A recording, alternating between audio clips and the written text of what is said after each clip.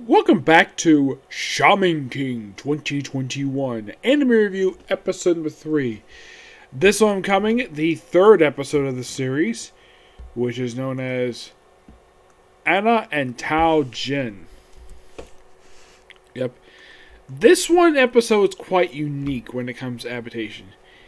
Yes, unlike the first couple episodes, which didn't have very much, like the first episodes, like first 2 chapters and part of chapter 5, last episode covering 4 chapters. This one covered almost 8 chapters. You're thinking, really? 8? Well, I'd say mostly 8 chapters because they adapted it fully for chapters 10, 12 to 17. But for chapter 11, they only adapted the first 9 pages because the second half of the chapter was cut out of this episode for strange reason. I don't know why. Episode doesn't start with basically with everybody being shocked about Anna being his fiance. Well, they cut that out for some reason. They pretty much start off from page 2 of the chapter for some strange reason, where she explains she's here just to basically train Yao, and orders Menta to give her juice. Like, why should they take orders from you? Or she slaps him. Yes, slaps him. Make it the second episode in a row she has slapped Menta. So, he goes get the juice. Now, in the actual episode itself, this next bit basically is presented where Yo just naturally basically walk away from his room before he goes back to it. In the manga, he's sneaking away from his room. Yes, sneaking away. Yeah, they changed the dialogue a bit where he says he didn't run away. He wasn't going to run away. He told her that. And she's still tied up Anamaru, his samurai ghost. And she mentions she's going to stay there for a while. And then, like, the very next day, Menta goes to school. And, of course, here comes Yo. And he's bandaged up. He basically went through 3 days of special training. Then, pretty much, like, right after that, then he pretty much just, like, as soon as basically he, then Anna shows up and says, oh yeah, I'm a student now. Doesn't mention the whole class that she's Yo's fiance. And she just makes a slight change where you sit in the electric chair, where in the manga she has light chair, which means sitting with no chair. Yes, they cut this out of the manga. This is from chapter 11.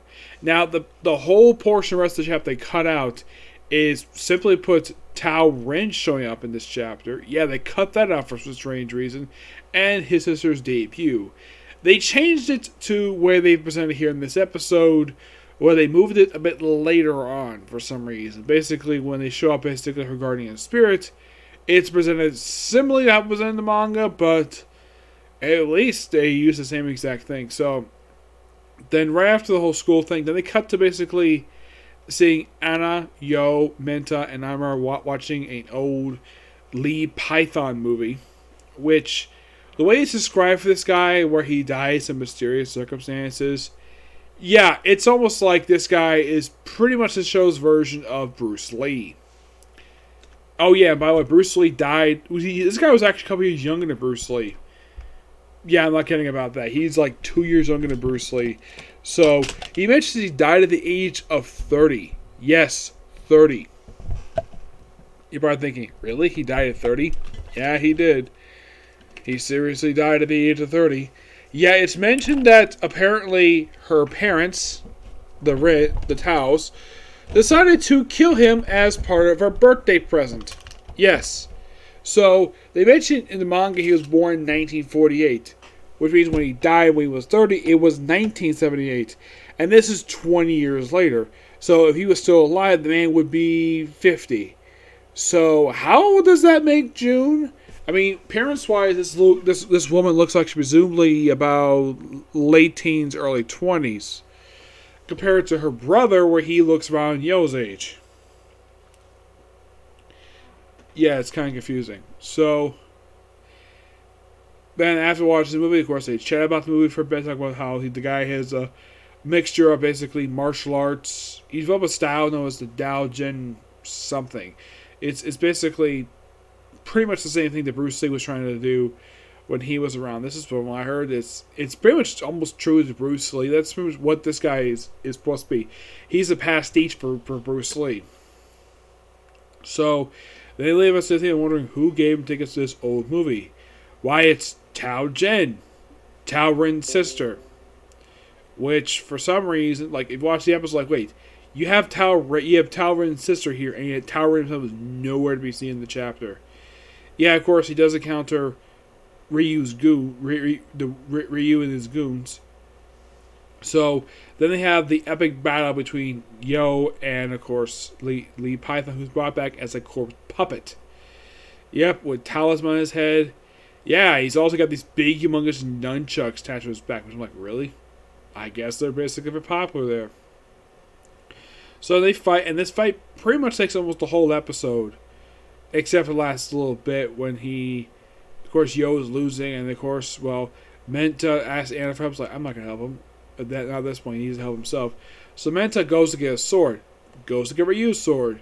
Now, what happens here is exactly the same in the manga. Ryu and his goons do beat up Menta. And of course, he does get Menta does get his sword. Gives it to Ryu, and, well, he fights him back with it. Sword, he does basically chop the talisman off.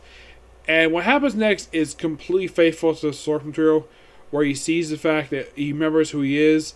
He's mad that he's dead, so he punches the poster, not the poster, the glass surrounding the poster, which, yes, I have seen stuff like this in movie theaters. Movie theaters do, in fact, do this, to put glass around the actual movie poster.